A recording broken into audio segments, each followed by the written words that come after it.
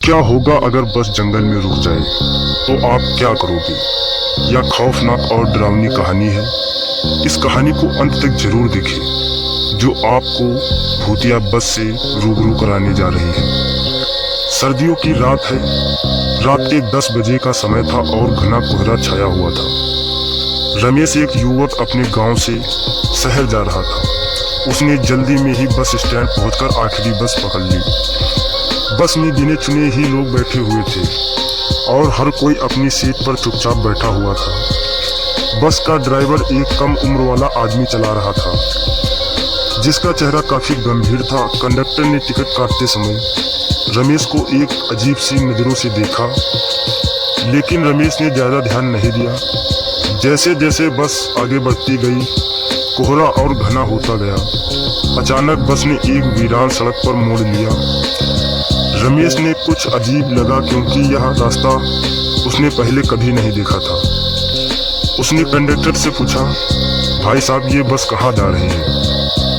Conductor ने ठंडी आवाज में कहा, चिंता मत करो, हम सही रास्ते पर जा रहे हैं। कुछ देर बाद बस एक सुनसान जंगल के बीचों बीच रुक गई। ड्राइवर ने अचानक बस बंद कर दी और सब यात्रियों को उतरने के लिए कहा। सब हैरान थे और डर भी रहे थे।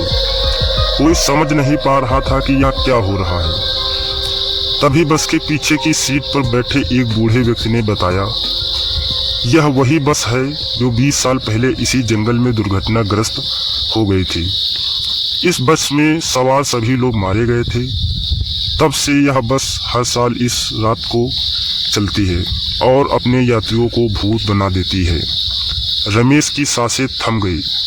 उसने देखा कि बस के सभी यात्री अब बदल रहे हैं। उनके चेहरे पर अजीब सी चमक आ रही है और उनकी आंखें लाल हो रही हैं। वह समझ नहीं पा रहा था कि ये सब क्या हो रहा है। ये सभी आत्माएं थी जो उसे भी अपने साथ ले जाना चाहती थी। डर के मारे रमेश तेजी से बस से बाहर कूदा और जंगल की तरफ भागने लगा। भागते भागते उसे दूर एक रोशनी दिखी। जब वह रोशनी के पास पहुंचा तो देखा कि एक छोटा सा मंदिर था। रमेश ने वहां पहुंचकर भगवान का धन्यवाद किया और मंदिर में रात बिताई। अगले दिन सुबह गांव के कुछ लोग मंदिर में पुजारी पूजा करने के लिए आए। उन्होंने रमेश को देखा और उनकी कहानी सुनी। सभी हैरान रह गए और उन्होंने रमेश को सुरक्षित उसके घर पहुंचाया।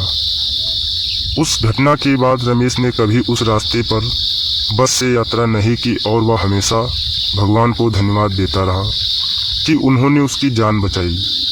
यह कहानी आज भी गांव में सुनाई जाती है और लोगों उस भूतिया बस की घटना को कभी भूल नहीं पाते।